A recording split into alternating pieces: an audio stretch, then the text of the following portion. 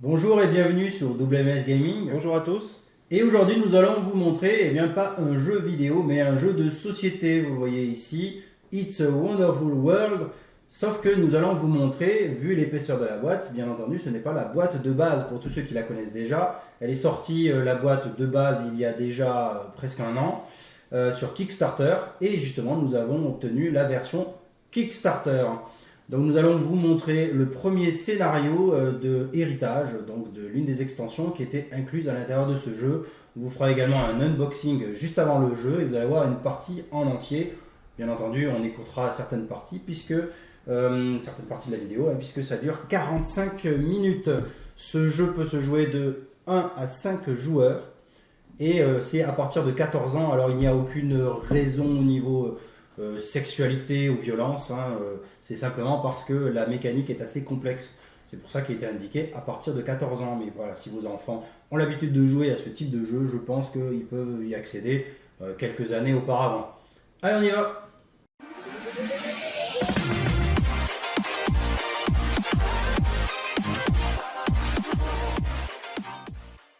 Alors dans la boîte, on trouve tout d'abord ici le plateau de jeu principal qui est donc en deux parties qu'on doit glisser comme ceci. La partie qui est au bout ici faisant une flèche, c'est-à-dire qu'on commencera de jouer de ce côté-là, on ira jusqu'ici. Et on va aller voir le reste de la boîte puisque dans cette version Kickstarter, on a énormément de matériel. On a toutes ces petites boîtes qui sont à l'intérieur. On a déjà donc décroché tout le matériel. Au départ, il était sur des plateaux déclipsables.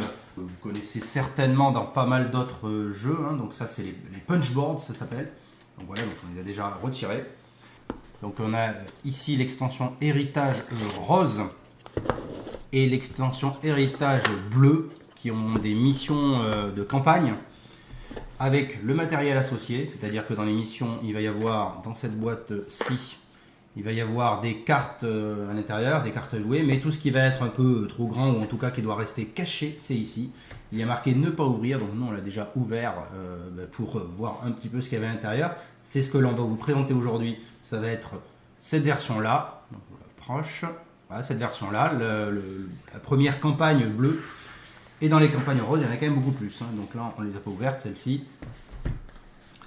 Ensuite, on a dans le matériel, contrairement à la version normale où c'est simplement dans des pochettes plastiques, on a ici toutes les boîtes avec les gemmes qui se trouvent à l'intérieur. Et donc la différence qu'il y a par rapport à la version basique, la version normale, c'est qu'on a des petites boîtes en plastique pour les mettre dedans. Voilà, c'est toujours mieux que de les laisser traîner partout comme dans la version normale. Enfin, on a une autre petite boîte pour mettre les jetons financiers et les jetons généraux. Et une dernière boîte un petit peu plus grande, celle-ci, qui donc nous a été vidée, puisque là-dedans, c'est censé y avoir les cartes à jouer. On a décidé de les mettre ici. Bon voilà, après il y a, selon moi, plus de boîtes que de cartes, que de matériel. Donc après on les range un peu comme on veut, étant donné que rien n'est indiqué de comment ranger tout cela. Et enfin, il va y avoir des petites feuilles comme celle-ci, qui vont être l'explication de chaque scénario. Donc là, par exemple, c'est le scénario bleu, guerre et paix. Guerre ou paix d'ailleurs, guerre ou paix. Donc je pense que ce sera à nous de choisir en fonction de comment on va jouer, si c'est la guerre ou la paix que l'on veut. Eh bien, on va vous faire pour l'instant une première partie, et cette partie va être avec l'extension, puisque vous avez déjà peut-être vu sur internet des explications du jeu basique. Eh bien, on va voir avec l'extension en plus, cette extension de version Kickstarter, guerre ou paix. Donc on a sorti le matériel, pour l'instant vous voyez le matériel de base et ici l'extension. Pour le matériel de base, si vous n'avez pas vu comment celui-ci devait s'installer, on vous le montre assez rapidement. Vous avez donc chaque cristaux, on va dire, donc qui sont par couleur, on va les ranger, et dans cette version-là, c'est assez simple puisqu'ils sont déjà rangés dans leur petit panier, que lorsqu'on le met là-dedans, le plastique, eh bien ils ne se défont pas. On n'est pas obligé à chaque fois de s'embêter à les ranger. Donc ça fait gagner quand même pas mal de temps. Et donc là vous voyez que cette façon-là de le ranger, c'est normalement la version standard. C'est pareil pour tous les autres d'habitude. Ensuite on va avoir les financiers de ce côté-là. Donc on va mettre quelques financiers. Il y en a beaucoup plus dans la boîte qui est là-bas. On ne les a pas tous sortis. Sinon on passerait 3 plombes à les ranger. Et ici on va voir les généraux. Ils ont donc mis l'homme en financier, la femme dans les généraux. Donc la femme qui fait la guerre dans ce jeu-là. De l'autre côté, les cartes à jouer, et il n'y a pas que ça. J'ai une deuxième boîte, et il y en a énormément. En tout, il y en a 150 dans la version de base. Et il va y avoir d'autres cartes qui vont être ajoutées dans chaque extension. Et donc je vous lis maintenant Guerre ou paix, la campagne. Cette campagne est composée donc de 6 scénarios, mais vous n'en jouerez que 5. Jouez les scénarios dans l'ordre, sauf indication contraire. En commençant par le premier, suivez toujours les indications du scénario afin de connaître les règles spéciales et les modifications à apporter pour le scénario en cours. Au cours de la campagne, il vous sera parfois demandé de prendre des cartes spécifiques dans les enveloppes scénario. La carte sera toujours indiquée par son nom et par son numéro, par exemple le Pax 10101. Ne regardez les cartes de l'enveloppe que lorsque cela vous est explicitement demandé dans le scénario. Chaque scénario proposera des résolutions différentes en fonction du dénouement de chaque partie. N'appliquez les résolutions qui vous concernent, et uniquement celles-ci, et à la fin du scénario, les cartes non utilisées restent dans l'enveloppe. Et le joueur qui gagne le scénario final est le seul vainqueur de la campagne. Ça veut dire que je pourrais très bien gagner 5 scénarios sur 6. Eh bien, je ne serai pas forcément le vainqueur. Ce n'est pas le nombre de scénarios que l'on a gagné. Si vous obtenez une égalité parfaite, rejouez le scénario final, car il ne peut y avoir qu'un seul vainqueur de la campagne, ou donner la victoire au joueur qui a été le plus méritant au cours de la campagne. On pourra donc décider, si on est à ex-aequo, ce qui est quand même assez compliqué d'être ex-aequo, eh bien que celui qui aura gagné le plus de scénarios sera le vainqueur. Important, les modifications de règles des scénarios et les effets des cartes de campagne sont prioritaires sur les règles normales du jeu, bien entendu. On modifie la règle normale du jeu par celle du scénario si elles viennent à être l'une à l'inverse de l'autre. Si un scénario rajoute des cartes, les cartes donc à bord gris sont défaussées à la fin de chaque scénario, les cartes à bord orange sont défoncées à la fin de la campagne. Donc le but, ça va être de gagner des points de victoire. On va faire donc la partie qui va être normale avec l'ajout de l'extension. Un ajout que vous avez ici, qu'on va devoir ajouter à la suite, tout au bout. Et donc on va pouvoir jouer avec une autre phase en plus, en plus des 5 phases de cristaux, on va avoir également ici une phase où on va avoir les généraux, les financiers, les cristalliums. Et donc voici l'explication, donc je vais vous lire ce qu'il y a marqué sur l'explication. Donc le contenu, il y a une règle, une extension de plateau, production de généraux, financiers, cristalliums, comme on a ici. Les règles, c'est ajouter l'extension au bout, donc il n'y a pas grand chose au niveau de ces règles-là. Par contre, il va y avoir des nouvelles règles de production. À partir de maintenant et pour toutes les parties à venir, après l'étape de production de l'exploration, donc E, si vous avez les bonnes cartes, vous produisez des généraux, des financiers et du cristallium. Ces cartes-là, eh bien, ce sont des cartes que l'on va obtenir eh bien, dans ceci. Donc dans cette boîte, car là-dedans, il va y avoir des petites enveloppes comme celle-ci, il y en aura d'autres qu'on obtiendra plus tard, on les ouvrira lorsqu'on aura terminé les premières missions, et il y a quand même pas mal de missions. Et on va avoir ici, guerre ou paix, c'est le scénario 1, celui-ci, le scénario 1, c'est-à-dire le SC01 de la boîte C01. Dans cette boîte-là, on nous explique que l'histoire que l'on va avoir dans ce scénario, donc l'histoire qui est notée ici. On va avoir également des nouvelles règles avec des nouvelles cartes et à l'arrière, au dos, et donc ce n'est pas encore un spoiler on va dire, puisque là je ne vais pas vous le faire lire en entier et on ne verra que la première extension justement pour éviter les spoils car les scénarios se suivent. Eh bien il faut savoir que lorsqu'on aura terminé cette partie, que l'on ait réussi les objectifs ou non, la partie se continuera, sauf qu'il y aura des bonus différents en fonction de si on aura réussi à accomplir les objectifs ou non. Dans l'enveloppe, il se trouve donc également ces quelques cartes. Ce sont ces cartes-là où on va obtenir justement à la fin eh bien, tel ou tel bonus dans la dernière étape. Par contre, eh bien, pour obtenir l'objectif, pour le terminer, ça va être cette carte. Cette carte qui va être une carte commune. Une carte commune, on va devoir la créer avec ici 2 jetons blancs, 3 noirs, 3 verts, 3 or et 2 bleus. C'est pour les parties de 4 à 5 joueurs. Comme nous allons jouer à 2, on va jouer de ce côté-là. Un blanc, 2 noirs, 2 verts, 2 jaunes, un bleu. À chaque fois qu'on va placer ici un cube, eh bien on va obtenir le petit bonus qui est à côté. Donc par exemple ici on va poser un jeton blanc, on va obtenir un financier. À chaque fois qu'on posera un jeton noir, on va obtenir un vert. Donc ça peut être quand même quelque chose d'assez intéressant si on a besoin par exemple du vert et qu'on n'a que des noirs. Ça nous évite de poser un jeton pour rien. Si les 2 jetons noirs ont été posés, on ne peut plus en poser dessus. Il va falloir donc terminer ce Pax 10 et je vais vous lire le scénario justement pour savoir pourquoi est-ce qu'on doit créer ce Pax 10. La paix avant tout, l'histoire. Il y a 10 ans, les grandes guerres s'achevaient, laissant dans leur sillage des millions de victimes sur les 6 continents. Sur les ruines de l'ancien monde, les nouveaux empires ont prospéré. Alors que s'ouvre une nouvelle décennie, toutes les puissances mondiales ont décidé de lancer le projet Pax 10. Ce grand projet commun vise à créer une organisation mondiale pour la paix afin de garantir au monde stabilité et prospérité. Chaque joueur prend au hasard une carte Empire et la place sur la face A. Donc les cartes Empire qu'on avait de base, puisqu'il n'y en a pas eu de nouvelle. On place la carte Pax 10, celle que j'ai ici, au centre de la table sur la bonne face en fonction du nombre de joueurs. Pendant la phase de planification, les joueurs peuvent recycler leurs cartes depuis leur zone de draft pour ajouter le bonus de recyclage de cette carte à Pax 10, si cette ressource est encore requise. C'est uniquement donc du recyclage qu'on va voir placer ici. Si tous les emplacements pour une ressource sont remplis au début de la phase de planification, il n'est plus possible d'ajouter cette ressource. À la fin de la partie, on va se référer aux encadrés pages suivantes pour connaître les événements en fonction de l'avancement de la carte Pax 10. Et donc on verra à l'arrière si on a réussi ou non. Et en fonction de notre réussite, on verra les bonus que nous aurons pour la deuxième extension. C'est un objectif qu'on doit faire à deux? C'est un objectif que l'on doit faire tous ensemble, celui-ci. D'accord. Et ensuite, je vais placer ce petit jeton qui va représenter les tours. 1, 2, 3, 4. Le jeu se passera en 4 tours. Normalement, si on joue à plusieurs, on devrait le retourner, comme ceci. Donc le 1, sur le 2, ça va être le rose. Sur le 3, on repasse au vert. Mais quand on joue à 2, ça ne sert à rien, étant donné que ça nous indique simplement dans quel sens vont tourner les paquets de cartes. Si on est à 2, forcément, qu'on passe à droite ou à gauche, ce sera toujours pareil. Ouais. Ces règles, eh bien, nous allons devoir d'abord choisir. Donc soit le choisir, soit le tirer au sort. Ça dépendra de vous, en fonction de ce que vous décidez à plusieurs. La carte donc, de notre ville. Il a été indiqué dans le scénario de prendre la face A.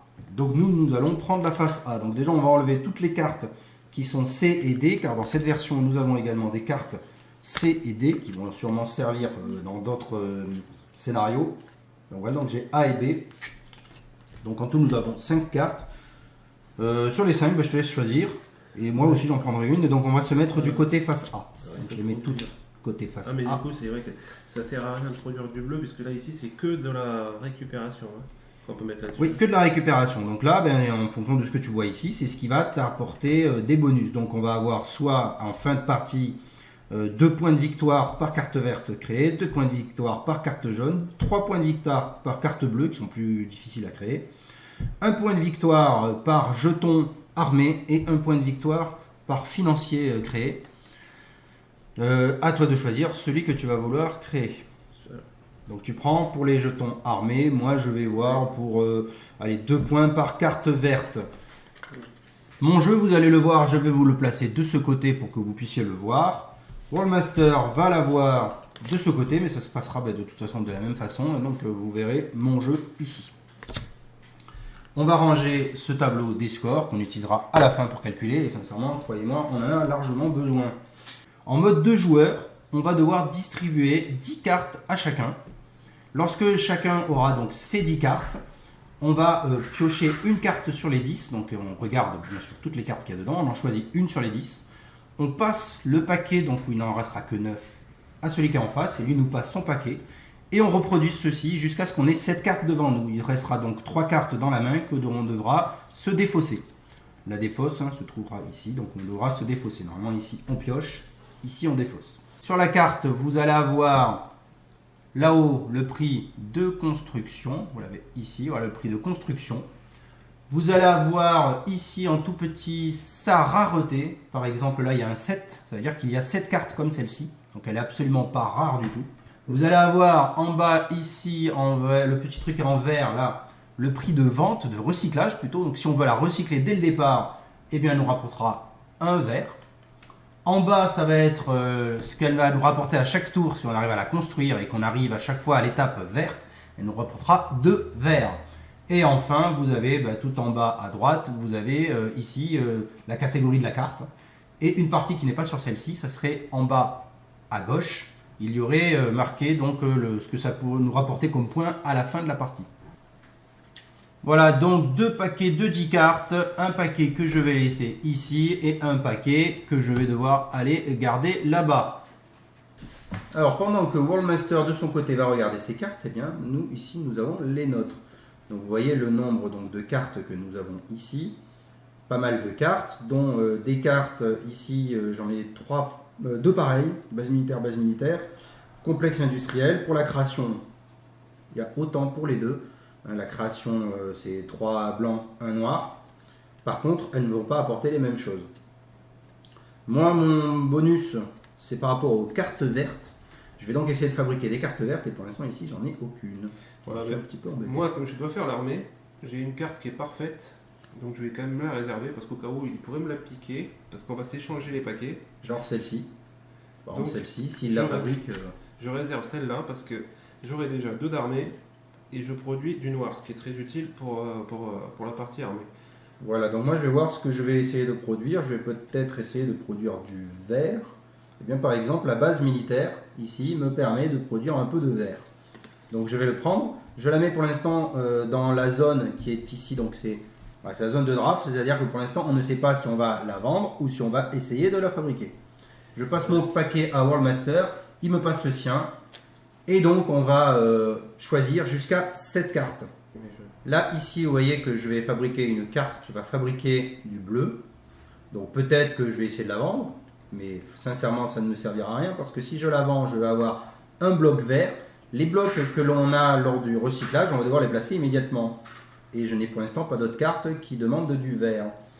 Par contre, ma ville fabrique 2 blancs, 2 verts. Eh bien, il faut que je trouve une carte à construire où je pourrais placer ces 2 blocs verts. Sinon, je vais les perdre.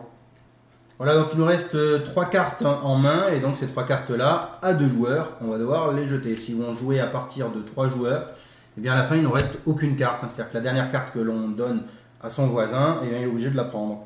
Donc là, nous avons 7 cartes devant nous. Sur les 7 cartes, on va devoir les choisir.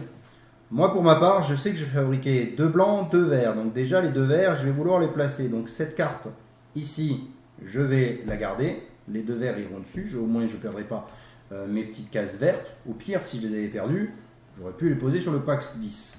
Les verts m'auraient donné des noirs. C'est possible, en tout cas pour le tour d'après. Ensuite, je vais créer avec 2 blancs, je vais fabriquer donc, ces 2 blancs que je pourrais éventuellement placer sur l'usine de recyclage. Le problème qu'il y a, c'est que l'usine de recyclage me rapporte 2 blancs, mais elle rapporte 2 blancs au moment où nous allons nous trouver à cette phase. Car vous allez avoir d'abord la phase avec tous les jetons blancs, ensuite on passera au noir, on passera au vert, on passera au jaune, on passera au bleu. Mais on les passera les uns à la suite des autres. Le problème qui va se poser si on passe de l'un à l'autre, c'est que si j'attends d'être à la phase blanc pour créer mon usine de recyclage, elle ne me fournira 2 qu'au prochain tour. Moi j'ai envie de produire tout de suite. Je vais donc vendre 2 cartes blanches, comme ça je vais la créer. Elle va être placée là-haut et je vais obtenir 4 blancs dès le premier tour. Donc, un ici, un ici. Ensuite pour les autres cartes, je vais voir ce que j'en décide. Ici, par exemple, lorsque j'aurai fabriqué l'usine, donc l'escadrille de sous-groupe, je vais obtenir 3 bleus. Je sais donc que je vais pouvoir jouer bleu. Le master entend tout ce que je fais, donc normalement, il devrait peut-être pouvoir contrecarrer, mais moi, je vais prendre des cartes donc bleues, alors que pourtant, je recherchais au départ des cartes vertes. Tant pis, hein, je n'ai pas pu faire autrement. La base militaire ici va pouvoir m'aider également à fabriquer du vert et donc l'usine de recyclage, je vais la garder puisque de toute façon je vais la fabriquer avec ces 2 ici. Vous voyez, on les place dessus. Ouais, je les fabrique immédiatement. Ouais. J'ai donc recyclé 2 cartes. Ouais, parce que tu as vu, l'usine de recyclage était parfait. J'ai pas pu l'avoir. Moi, je vais être obligé de vendre une zone portuaire parce que j'ai envie de construire mon abri assez vite pour faire du noir et récupérer 2 militaires qui sont mes objectifs. Donc ça, c'est important. Et ça demande une tonne d'or. J'ai pas d'or, il n'y a pas moyen d'avoir de l'or par là, alors c'est pas prêt d'être construite. Donc il vend cette carte qui rapporte 1 d'or ici. Elle aurait pu rapporter beaucoup plus s'il avait construit, mais pour la construire il fallait 5 or. Et il n'a pas un seul or. Donc déjà il va en récupérer. Cet or là, il pourra le poser sur une de ces cartes là-bas. Voilà. Et je vais vendre le sous-marin parce qu'il est en double et que je n'arriverai pas à fabriquer les deux. Sous-marin rapporte un blanc. Tu as donc obtenu un or, un blanc. Il va devoir les poser immédiatement. Alors il a deux choix. Soit il les pose sur l'une de ses cartes pour la construire, soit il les pose sur sa ville en tant que recyclage de cristallium. À partir de 5 cubes posés ici, il pourrait fabriquer un cube rouge. Un cube rouge qui est ici, cristallium, qui pourrait, c'est une sorte de joker, il pourrait servir à ce que l'on veut, mais également il y a certaines cartes, comme une carte qu'il a choisie ici, qui demande automatiquement et obligatoirement, obligatoirement, un cristallium rouge. Donc pour construire celle-ci, l'Atlantide, il va avoir tout ça de bleu et un rouge obligatoirement. On ne peut pas utiliser autre chose que le rouge.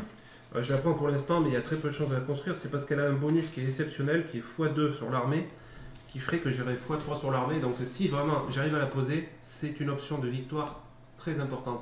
Par contre, attention, si on place donc des cristaux sur sa ville, ils ne seront disponibles que pendant un tour. Si on n'arrive pas à avoir 5 pendant le tour, eh bien à la fin ils sont jetés. On ne peut pas non plus les déplacer. Si on les a mis sur sa ville, on ne peut pas décider ensuite de les mettre sur les constructions.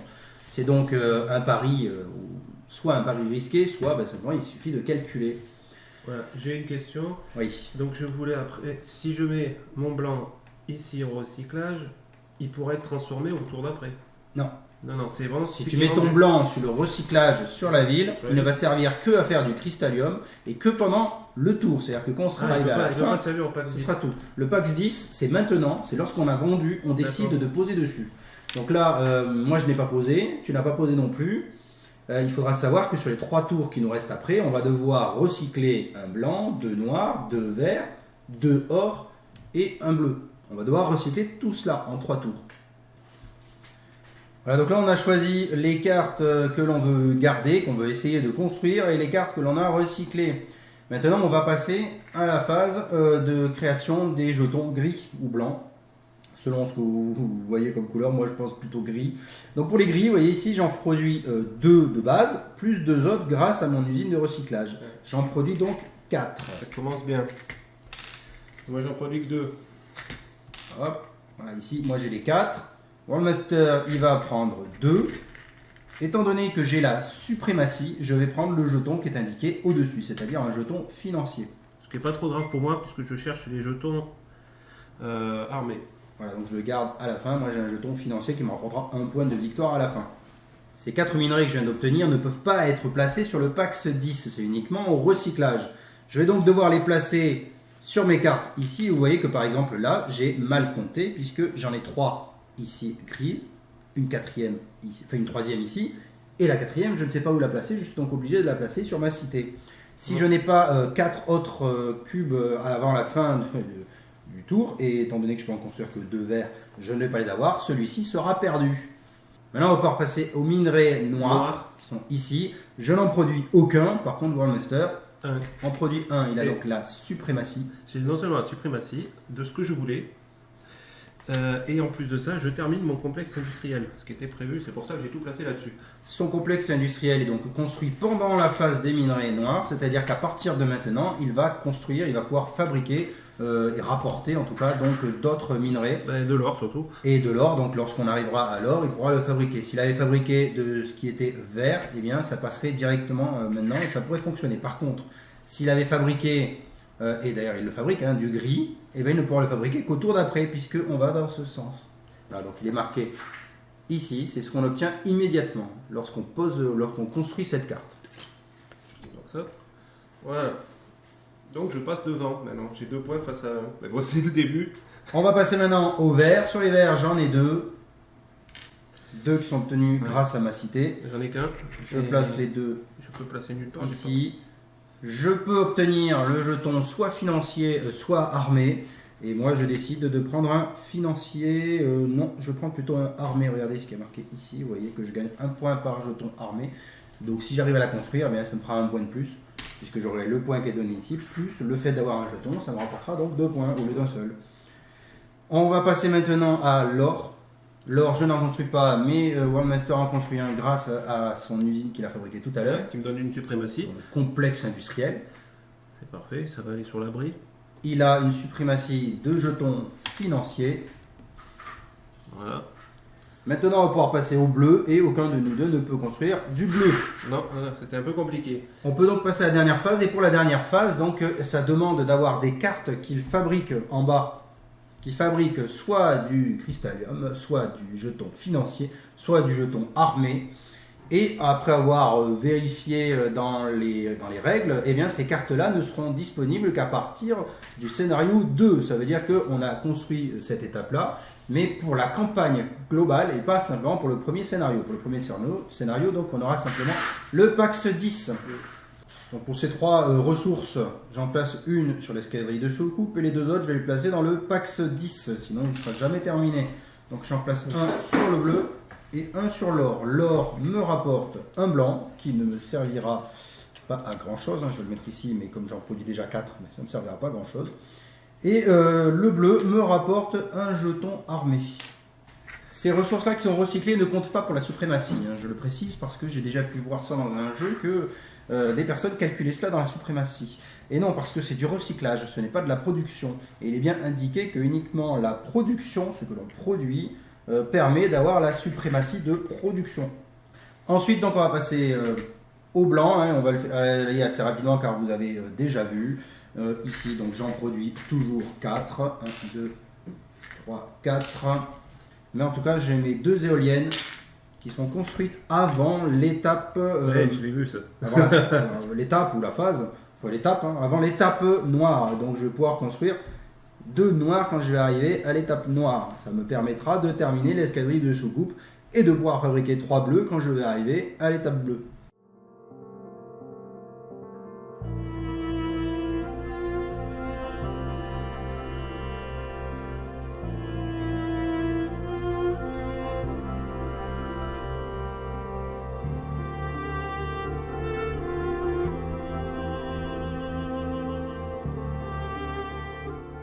Au troisième tour, j'ai vendu beaucoup de cartes et j'arrive à en fabriquer 2, celle-ci. Ah oui, quand même. Je vais pas regarder ce qu'il faisait. Il fait des sales coups dans mon dos. Dans ton dos, c'est devant ton dos. Donc je fabrique la base militaire qui me rapportera un gris, un vert, mais également madame, et également ici 2 verts. Donc on va pouvoir passer à la première phase de récupération de minerais où j'en ai 5. Je crois que tu étais à 5 aussi. Je suis à 5. Donc, quand les deux sont exactement au même nombre, et ce serait pareil si on était 5, eh bien, il n'y a aucune suprématie. Ces 5-là, comme vous pouvez voir, je peux les placer nulle part. Je vais donc les transformer ici immédiatement en un cristallium. J'en obtiens 4. C'était un peu le but. Je les ai placés moi sur le satellite. Et Rollmaster avec les 4, il y a de quoi faire. On pourra les placer un peu partout. J'en ai donc 5 que je vais pouvoir placer. Et bien si je place les 4 ici, je vais pouvoir fabriquer 2 bleus de plus dès ce tour-ci. On passe maintenant à l'or. Je n'ai toujours pas d'or. J'en produis 2. Alors je n'ai placé que 2 cubes bleus sur l'Atlantide, alors qu'il m'en restait d'autres. C'est parce que je l'ai mis au recyclage, parce qu'il me faut absolument un cristallium pour finir l'Atlantide. Et bien justement, tu fais un cristallium, tu en as 5. Moi, j'ai les 3 que j'avais gardés de côté qui partent, puisque je suis à la fin du tour. Voilà. Et donc on est au dernier tour, et j'ai peut-être le temps de finir mon Atlantide.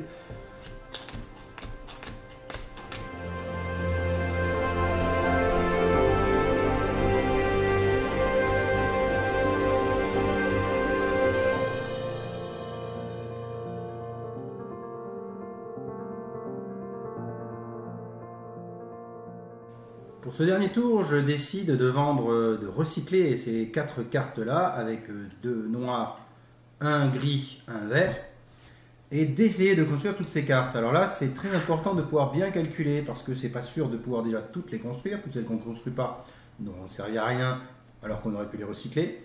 On ne peut les recycler qu'au début d'un tour, c'est-à-dire que du moment qu'on aura commencé à récupérer certaines couleurs, et on ne pourra plus recycler à partir du gris, on ne peut plus recycler dès qu'on a récupéré.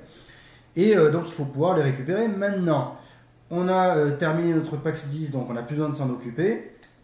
Ce qui fait que moi je vais récupérer mes 2 noirs, le vert, le gris, et je vais essayer de construire le plus possible. Ne pas garder également du cristallium pour rien, parce que ça rapporte pas de points à la fin du tour. Donc eh bien, celle-ci va me servir à rien pour le moment, donc j'ai envie de créer mon verre plus tôt. Je vais donc vendre celle-ci également, la recycler.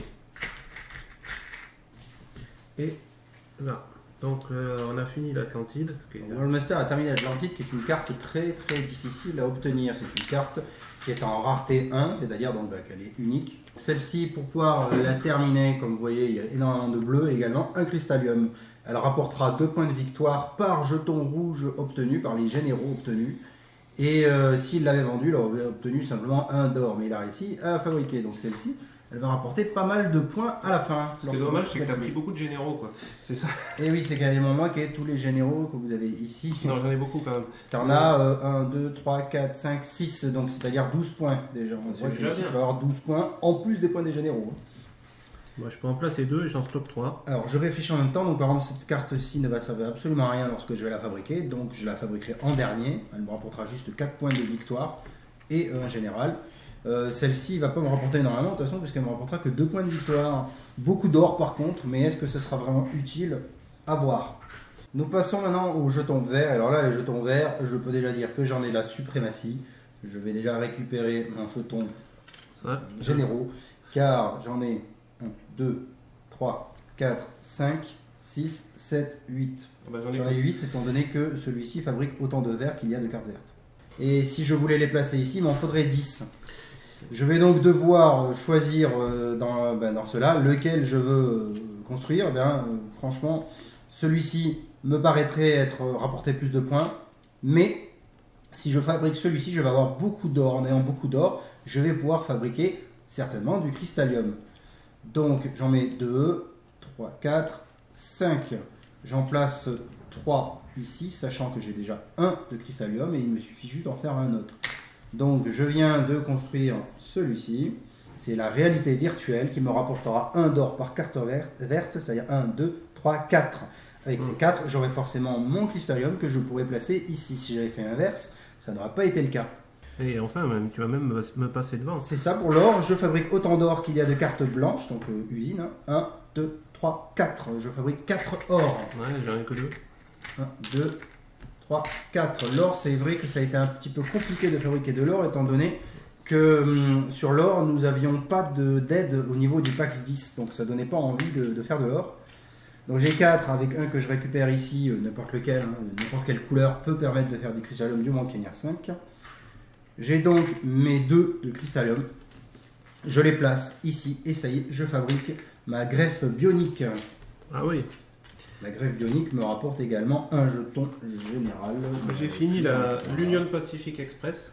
L'Union Pacific Express du côté de Worldmaster. Il y avait besoin d'un cristallium obligatoirement. Là, je viens de l'avoir. Donc nous passons maintenant au bleu. Et les bleus, j'en ai donc 3 et 3, 6, 7, 8. J'en ai 8 bleus. J'en ai énormément. Alors 1, 2, 3, 4, 5, 6, 7, 8, 9, 10. 8. Et moi j'en ai 10. Avec 8, j'arrive à ne pas prendre la suprématie. Il arrive à prendre une suprématie. Et il va gagner un jeton armé en plus. Bah, c'est au dernier moment que je la prends grâce à l'Union Pacifique. Ce qui était intéressant à terminer, tu vois. Alors pour le centre de la Terre, je dois utiliser, et c'est un peu unique, hein, on doit utiliser également des jetons armés pour le centre de la Terre. Donc j'utilise ces 2 jetons armés que je remets dans leur boîte, mais je construis le centre de la Terre. Je repose tous les bleus que j'avais utilisés. Voilà donc les 4 jetons que j'ai ici, 3 donc bleus et 1 gris, et bien on peut les jeter puisque tous les jetons qu'on a à la fin ne servent plus à rien. Nous allons pouvoir passer au calcul, et les calculs des scores. Heureusement, il y a une fiche qui a été bien conçue pour pouvoir nous aider à calculer. Je vous donne l'exemple de ma base. Ma base me rapporte 2 points par carte verte créée. Je vais donc compter le nombre de cartes vertes que j'ai créées. 1, 2, 3, 4, 5. Fois 2. J'obtiens donc 10 points à ce niveau. Ici. Worldmaster, lui, pour sa part, rapporte 1 point par jeton armé créé. Il compte donc ces jetons armés, sachant que ces jetons armés rapporteront également des points dans la partie armée. Pour l'instant, on ne calcule que les points qui sont donnés par la base. Bah, ça fait que 8. Multiplicateur. Donc, fait 8. Que 8. Donc je prends un peu de retard déjà. 15, 16, 17, 18, 22. Donc carte bleue. Alors, la carte bleue, c'est ce qui va rapporter le plus de points, je pense, du côté de World Master, puisqu'il a un bonus sur l'Atlantide, qui était une carte très difficile à construire. Et il obtient un total de 21 uniquement pour les cartes bleues. Et maintenant, on va passer aux financiers et aux jetons armés. Là, il suffit juste de compter le nombre de jetons que vous avez. Là, nous avons les scores, et après, il suffit de faire le total en bas, et vous avez facilement calculé tous les points. Si on était à 5, les calculs également ne seraient pas très longs. Pour cela, il suffit de garder les cartes bien rangées, vous pouvez les mettre par couleur. Et on obtient, en additionnant tout cela, un total de 57 pour Sonic Marin, il y a marqué 7 puisque je me prénomme Cédric et Clément. Et donc World Master à 56. Donc voilà, on arrive à un point d'écart. C'est les boules. C'était pas voulu, hein, mais on arrive à un point d'écart. Et maintenant, après avoir calculé cela, la différence par rapport à la version normale, c'est que l'on va donc devoir lire le résultat du fait d'avoir fini le PAX 10. Donc comme je le disais au début, il faut vous retrouver dans toutes les cartes, toutes les feuilles qu'il y a ici. Il y a quand même pas mal de papier, pas mal de documents. Celui-ci, c'est le C01SC01, ne pas se tromper avec les autres. À la fin, on a la résolution de fin de partie. Nous faisons partie du côté bleu où il y a marqué que la carte PAX 10 a été complétée intégralement. La résolution, donc l'Empire ayant remporté la partie, donc moi, gagne la carte directeur du PAX 10. Oh C'était les cartes qui étaient sur le côté. Ici, donc nous avons la carte directeur du PAX 10, c'est-à-dire que dans le prochain scénario, je serai le directeur du PAX 10. Jusqu'à 2 fois par partie, vous pouvez payer un jeton armé pour récupérer un cristallium. Et donc je peux le faire 2 fois par partie. Tandis que le deuxième joueur obtient un membre du PAX 10, il pourra faire cette action qu'une seule fois durant la partie. Utiliser donc un jeton armé pour obtenir un cristallium. Les jetons armés sont quand même assez faciles à avoir, les cristalliums sont plutôt compliqués. C'était donc quand même quelque chose d'assez sympathique à gagner pour le prochain tour. Et il est bien indiqué pour ce scénario que toutes les cartes qui sont comme celle-ci, c'est-à-dire à bord marron, sont à garder jusqu'à la fin de la campagne. Ça veut dire que tout le reste de la campagne, et une campagne fait 6 scénarios, je vais pouvoir utiliser cette carte-là à chaque fois. Et à la fin de chaque scénario, je devrais obtenir un autre bonus, je ne sais pas encore, puisque nous en avons vu qu'un seul. Donc on va pouvoir ranger toutes les autres cartes que l'on n'avait pas utilisées. Donc ils sont ici, voilà, toutes ces cartes-là, on va pouvoir les ranger dans l'enveloppe. Elles ne sont donc pas utiles. Il y aurait pu avoir des cartes service secret, hein, c'est si on avait perdu. Piratage informatique, c'était pour le meilleur, mais ayant perdu. Et ils auraient pu faire d'autres objectifs, ils auraient pu avoir en fait d'autres bonus, moins performants que ceux qu'on a là, bien sûr. Si vous voulez essayer d'obtenir ces versions héritage, pour l'instant c'est assez compliqué puisque sur internet vous pouvez les acheter, mais les personnes qui les revendent à des prix astronomiques. Par exemple, la version que vous voyez devant, j'ai pu la voir en vente entre 120 et 150 euros sur internet. Pourtant, au départ, elle était à 58 euros sur Kickstarter pour un prix normalement de vente à 85, indiqué par les créateurs du jeu. Eh bien, si vous voulez les obtenir, attendez qu'ils sortent en vente et vous pourrez donc pouvoir acheter donc ces versions-là qui seront certainement des extensions de la boîte normale du jeu. Je vous dis merci d'avoir suivi cette vidéo, une vidéo très spéciale puisque c'est la première faite pour les jeux de société. On en fera d'autres, on a énormément de jeux de société, on est très fans, on en a, je pense, dans les 80, on va en avoir. Facilement les 80, ouais.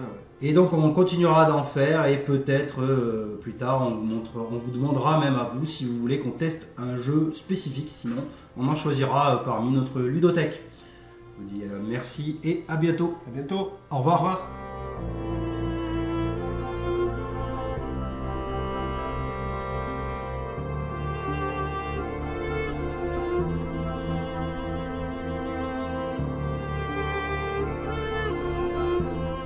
Salut Mycon Plus, mais